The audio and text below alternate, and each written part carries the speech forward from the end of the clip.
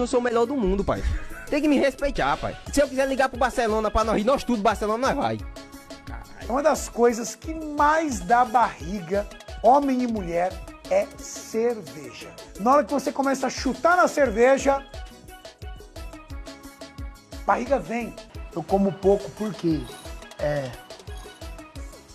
tipo assim, pro meu peso, pro meu tamanho, pra minha estrutura, eu como pouco. É a mesma coisa você ter uma caminhonete e beber pouca gasolina.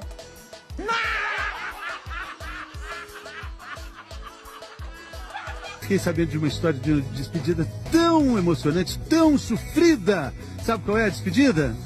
Da Clara com ovo.